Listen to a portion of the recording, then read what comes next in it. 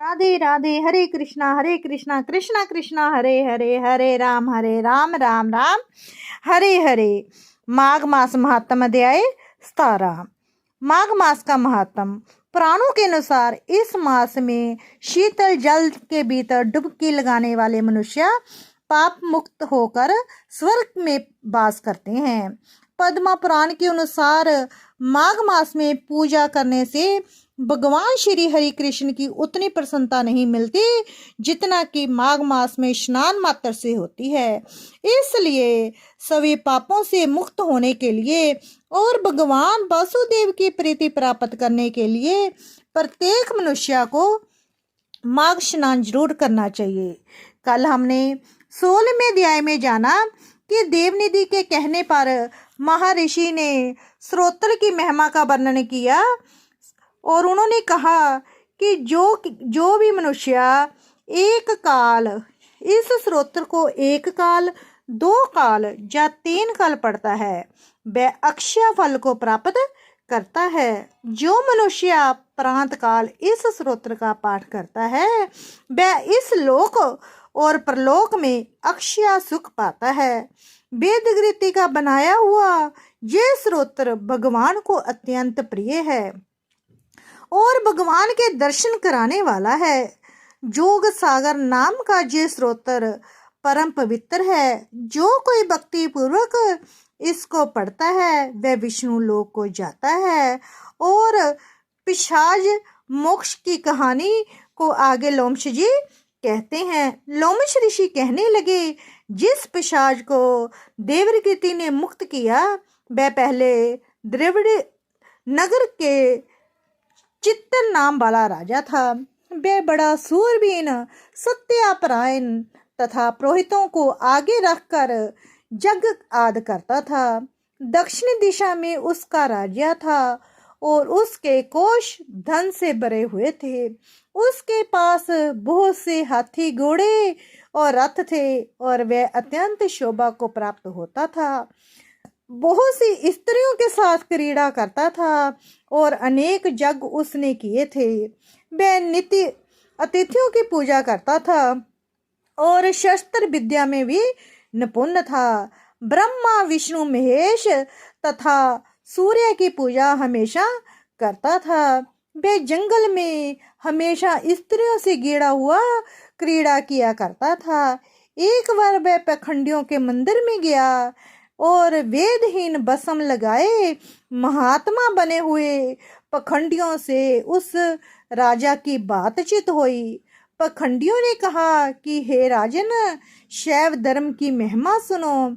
इस धर्म के प्रभाव से मनुष्य पाप को काटकर मुक्त हो जाता है। सब वर्णों में शिव मत ही मुक्ति देने वाला है। शिव की आज्ञा के बिना दान, यज्ञ और तपों से कुछ नहीं बनता। शिव का सेवक होकर भस्म धारण करने और जटा रखने से ही मनुष्य मुक्त हो सकता है।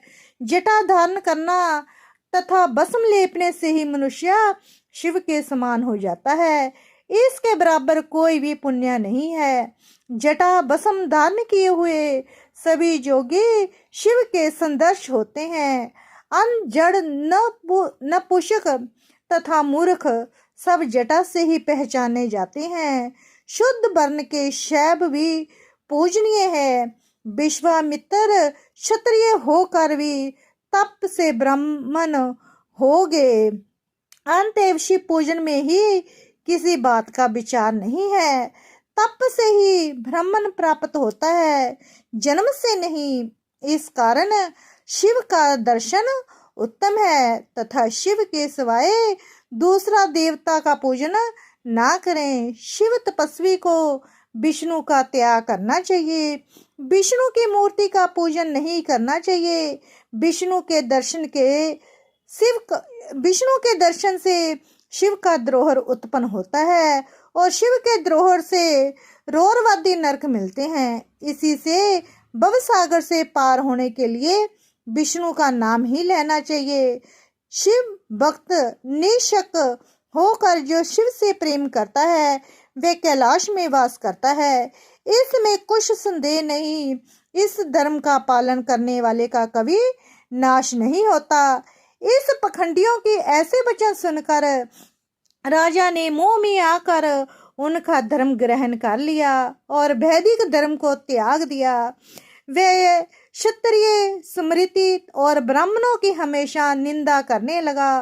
उसने अपने घर में अग्निहोत्र को बुझा दिया और धर्म के कार्य सब ही बंद कर दिए।